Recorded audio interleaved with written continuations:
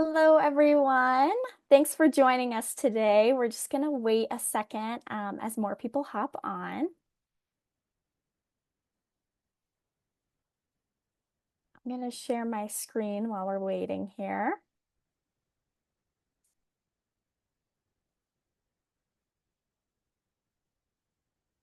Okay. So my name is Abigail Hoegberg. I have been a part of our editorial team here at Trendalytics for a little over 4 years now. I also have experience in buying, and I'm also an avid reader and writer. I have two poetry books out now, so that's just a little bit about me. I'm excited to dive into our beauty and wellness forecast with you guys today. This is going to be our roadmap for today. So we're going to look at our methodology here at Trendalytics, a little bit about our platform, and then dive into the macro movements really shaping the beauty and wellness categories for next year. We're going to touch on all the categories from skincare to nails to supplements as well. So here at Trendalytics, we are not guessing about what's on the rise, what's next in fashion and beauty. We actually have an AI-powered platform that tracks millions of data points to give you guys actionable insights, whether that's for assortment planning, pricing, or consumer-centric messaging. And we also forecast the life cycle of a trend as well, from the early adoption stages all the way to the declining stages as well. So there are really three macro movements that are shaping these categories for next year. First, we're seeing this consumer notion to really embrace natural beauty. So we're seeing this on TikTok. People are posting their post filler removal reveals and really coming back to their natural features in that way. And we're also seeing trends like complementing my natural coloring. So people are literally redoing their makeup routines to complement their natural skin tone and hair color as well. Next, we see longevity having a moment here. Consumers are really focused on their foundational health, whether that's through their skin barrier or also the daily ritual of taking supplements that will benefit them in the long run. Last, ethical purchases are big here. So we're seeing that with consumers becoming a little bit more values driven in the products that they're choosing. So not only are they purchasing products that are clinically proven and work, but they also want to feel good about the message and the brand behind those products. Our first category here is skincare. So we're seeing consumers really take a personalized approach to their skincare routines, and they're focused particularly on the skin barrier.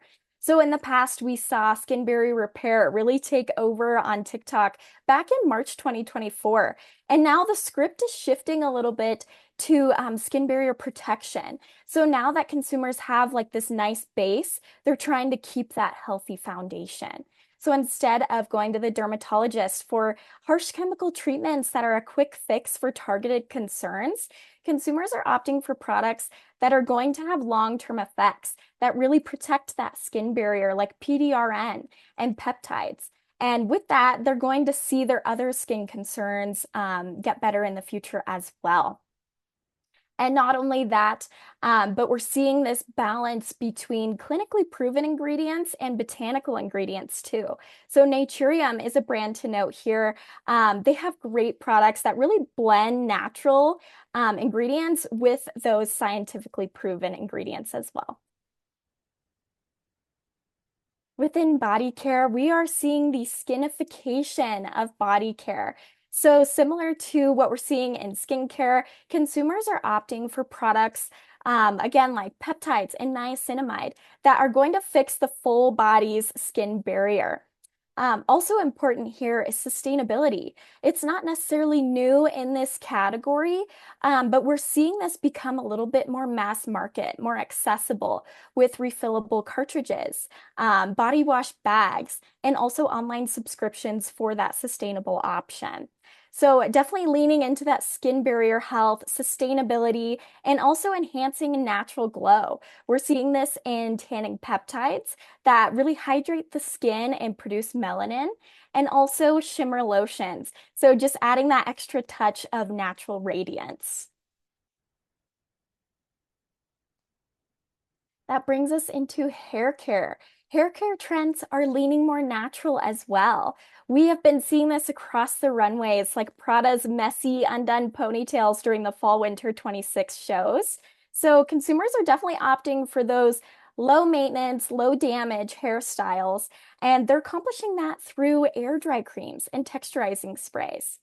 We're seeing this in hair color too. A lot of people are opting for those natural honey blondes and cooler chocolate brown hair colors. And again, here we're seeing the skinification of scalp care. So scalp care isn't as revolutionary as it was, say, in the last year, but now it's really becoming a part of daily routines. So we're seeing that through scalp massages and targeted serums that, again, help that skin health on the scalp to improve the overall hair health at the root. Nails, again, a similar story. Heightened interest in natural nails and nail health. We're seeing that in the nail strengthener and also vegan formulations of nail polish that are a little more gentle on this on the nail. And we saw this on the runways, Altuzara and Coach. Models had bare nails. And so we're seeing this kind of become the evolution of the clean girl aesthetic with healthy polished nails.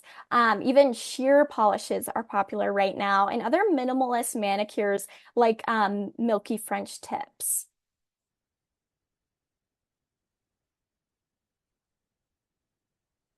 Cosmetics is getting a skin first update here. We're seeing that in the different hybrid products that are really saturating the market, like peptide lip treatments or hydrating foundation, serum infused concealers too. I know Ilia is a really good brand to note here. So a lot of consumers are wanting to embrace their natural beauty, and so they're opting for lighter face cosmetics that also enhance that natural skin barrier and have some skincare positives too, I guess is what I'm trying to say.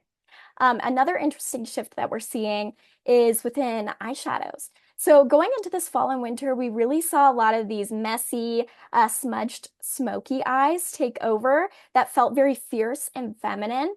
But now it's shifting a little bit to a softer aesthetic. We're seeing frosted eyeshadows, this was seen in Euphoria, and pops of blue that feel very early aughts and 90s.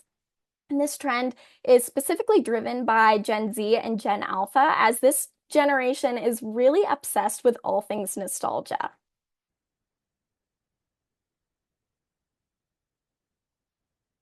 The fragrance market is definitely getting a more grounded, earthy update for next year.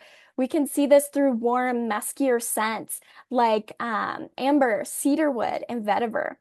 And classically sugary sweet fragrances like black cherry and pistachio are getting more elevated profiles, again, to just feel a little bit more earthy and warm. Another important thing to note within fragrance is the emotional connection between consumer and scent. Consumers are purchasing based off of emotional nuances. And so a trend that I'm seeing a lot on TikTok is brides will make a custom fragrance for their wedding day. And then every time they spray that fragrance, it brings them back to that moment. I know I actually did this when I visited Italy last year. I brought my YSL Black Opium perfume, and every time I spray it, it just brings me back to walking the streets of Rome, and exploring the Amalfi Coast.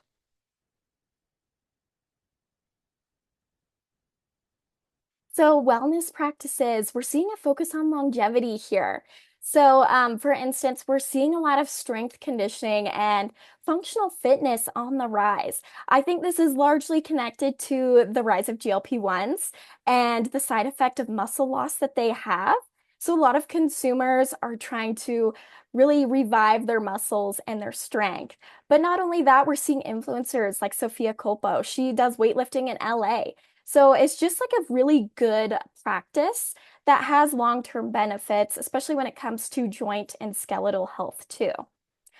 Eastern and holistic wellness practices are on the rise thanks to social media because we're globally connected. So we're seeing this resonate in sound healing, breath work, and also lymphatic drainage. Another trend on TikTok I saw this summer was lymphatic jumps.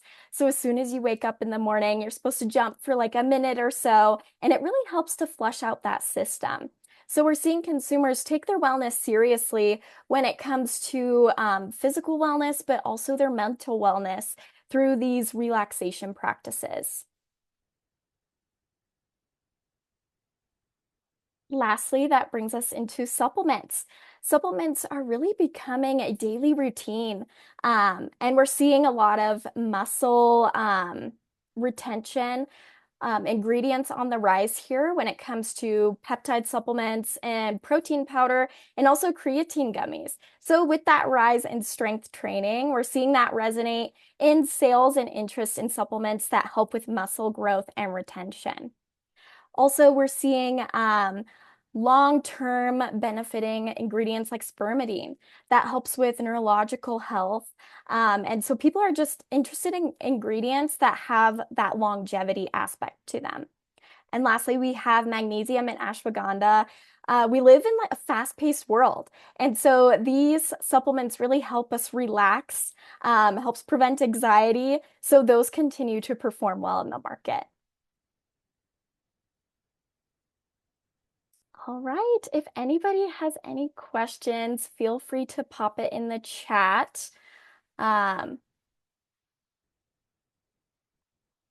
I'd love to hear if you guys have any thoughts, any questions.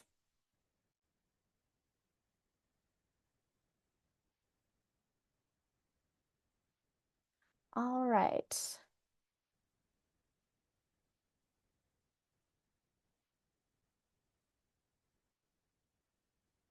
So I have one coming in here. What's new in face masks? So this is an interesting one. Face masks usually are about targeted issues or getting that glowy glass skin. But we're seeing this update where it's more about skin barrier protection, skin barrier focus. So lots of PDRN and peptide infused masks. And also we're leaning away from those cotton sheet masks to hydrogels that really help to penetrate the skin so those ingredients get in there. All right. What hair tools will be big next year? Okay, that's an interesting one. So within hair tools, I don't think we're seeing a lot of change, a lot of newness, but we are seeing some innovation. So we're seeing that through LED scalp massagers. So getting that red light therapy on your scalp, or new ceramic straighteners and curling irons that help with the low damage styling. And also consumers are opting more for multi-use products. So a hair tool that has detachable pieces so that they can use it for drying as well as styling.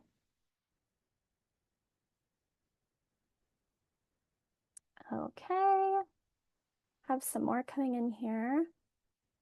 Are there any eyeliner trends for 2027? Yes. So within eyeliner, we're seeing kind of a softer iteration. So we're seeing a lot of smudged, even colored eyeliner as well. So colors like brown, olive green, and navy are on the rise because, again, consumers are wanting to enhance their natural beauty. So these colored eyeliners help the eyes pop even more. Another trend to note is metallic eyeliners. We saw this during the recent couture shows. Dior actually did this. So I think we're going to see that resonate for festival season, all the way through the holidays too. All right. I think that is about the time we have for today.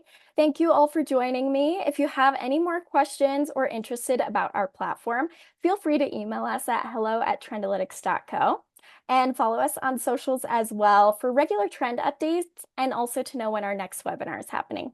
Thank you.